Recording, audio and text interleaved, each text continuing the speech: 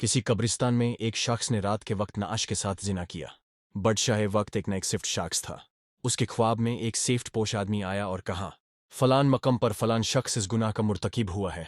Use फौरन बदशाही दरबार में लाकर उसे मुशीर खास के ओहदे पर मुकर्रर किया जाए।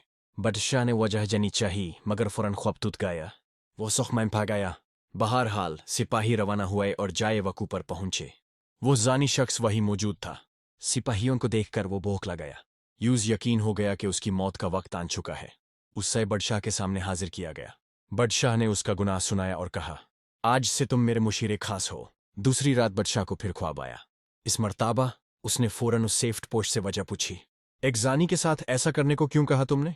सेफ्ट पोश बोला, अल्लाह को इसका गुनाह सख्त न पसंद आया, मगर क्योंकि उसकी मौत का वक्त नहीं आया था इसीलिए तुमसे कहा गया कि उस मुशीर बना लो, ताकि वो ऐशो इशरत में पड़ जाए, कभी नदीम ना हो और माफी ना मांगे।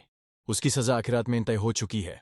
मरते दम तक वो ऐश में घरक रहेगा, बल्कि खुश भी होगा कि जिस गुनाह पर उसे सजा मिलनी चाहिए थी उस गुनाह पर उसे आला ओहदा मिल गया। सो उसे अय्याशी और बार बार मौके मिलना, कुदरत का उसको गुमराही में डालना मकसूद था।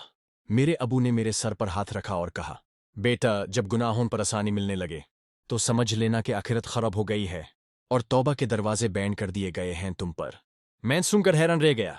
अपने गिरेबां में झांका और आसपास निगाह दौड़ाई। क्या आज ऐसा नहीं हो रहा? बार बार गुनाहों का मौका मिलता है हमें और कितनी आसानी से मिलता है। कोई पकड़ नहीं होती हमारी। हम खुश हैं, आइश में हैं। कितने ही मर्द और खवातीन कितनी ही बार घटिया फेल के मुर्तकिब होते हैं और इसे अपनी जीत का नाम देते हैं, और अगली बार एक नया शिकार हाथ में होता है। पहली बार गुनाह पर दिल जोर जोर से धड़केगा, दिमाग एक अजीब इशारा देगा, एक तीस उठाएगी जेहन में, जिस्म लागर होने लगेगा, कांपने लगेगा। ये वो वक्त होता है जब ईमान झंझोड़ा रहा होता है, चिल्ला रहा होता है, दूर हाथों बाज रहो। अल्लाह हम सब का खातिमा ईमान पर करे, अमीन सुम्मा अमीन।